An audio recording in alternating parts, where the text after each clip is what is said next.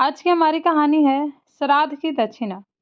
एक पंडित जी को बहुत दिनों तक काम नहीं मिला तो वे एक जाट से बोले, जाट देवता, आज तुम्हारे पिता मुझे सपने में दिखाई दिए। उत्सुक हो जाट ने पूछा, क्या कह रहे थे? पंडित जी बोले, कहते क्या, तुम्हारा हाल चाल पूछ रहे थे। कह रहे थे कि बच्चों ने मुझे भुला दिया है, जिसके कारण मैं बहुत दुखी हूँ। जाट को याद आया, बोला, पंडित जी ठीक कह रहे हो। मरने के बाद मैंने पिता का श्राद्ध भी नहीं किया, शायद इसीलिए दुखी हैं। तो कर डालो पिता का श्राद्ध, इसमें विलंब की क्या बात है? पंडित जी ने अपना दांव लगाया। अगले दिन जाट ने पंडित जी को घर बुला लिया। पंडित जी ने श्राद्ध की सामग्री ढेर सारा माल रखवा लिया, सोना चांदी, भांडे बर्तन से लेकर खाने पीने का सारा सामान।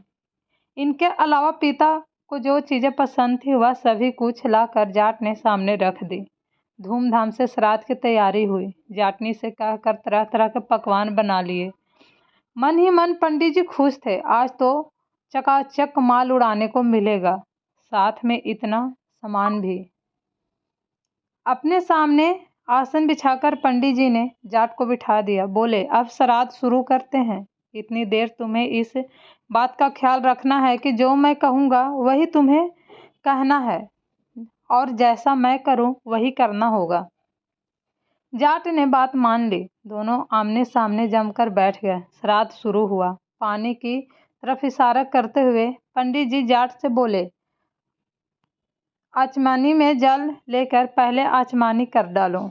उसी तरह लोटे की तरफ इशारा करते हुए जाट भी पंडित जी से बोला, आचमानी में जल लेकर पहले आचमन कर डालो। पंडित जी बोले, भाई मैं तुम्हारे लिए कह रहा हूँ, आचमन तुम्हें करना है, मुझे नहीं। जाट ने भी दोहराया। पंडित जी परेशान हो गए, कड़क कर बोले, अरे मूर्ख, मैं तेरे लिए कह रहा हूँ, श्राद्ध तेरे बाप का हो रहा है, मेरे बाप का नहीं। अपनी कड़क आवाज़ के साथ जाट ने भी पंडित जी को डपट दिया।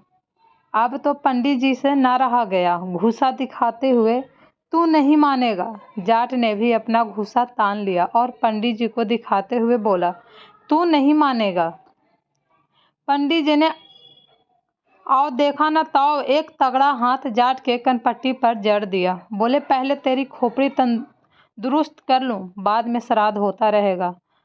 झापड़ इतनी जोर से पड़ी कि 1 मिनट के बाद ही जाट को होश आया। होश आने के बाद उसने भी अपनी बाहें चढ़ा ली और बदले में पूरी ताकत के साथ पंडित जी के गाल पर तगड़ा हाथ दिया। पंडित जी को तारे नजर आने लगे। उन्हें 2 मिनट के बाद होश आया।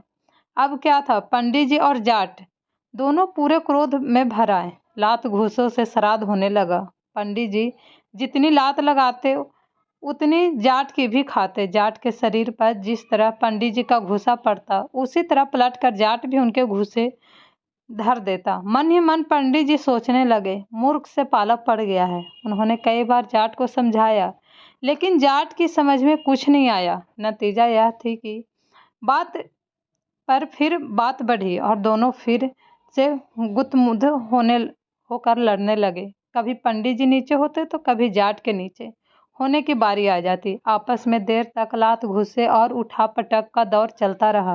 आखिर मैदान छोड़कर पंडित जी को भागना पड़ा। प्रसन्न होकर जाट भी अपनी जाटनी के पास लौटा।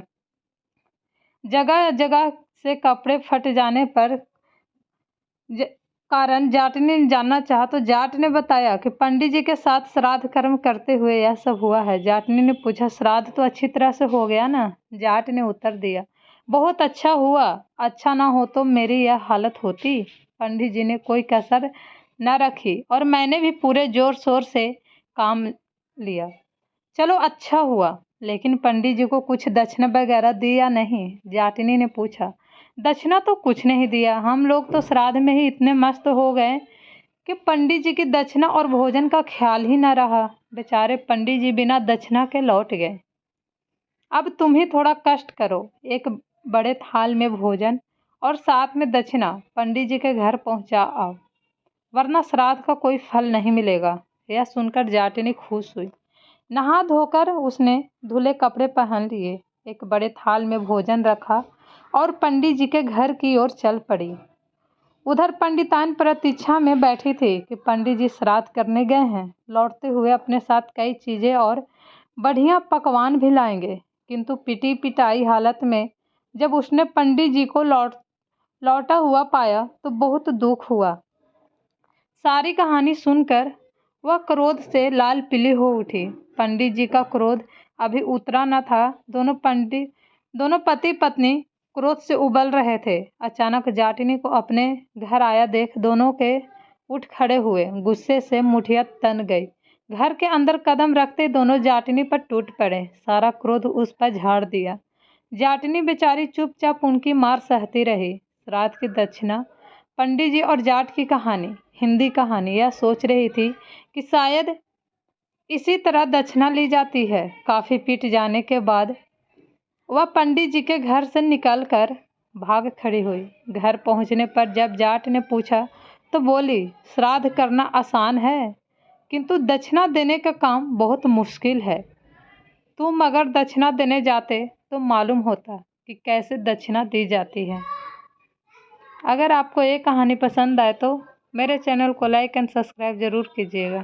Thank you so much.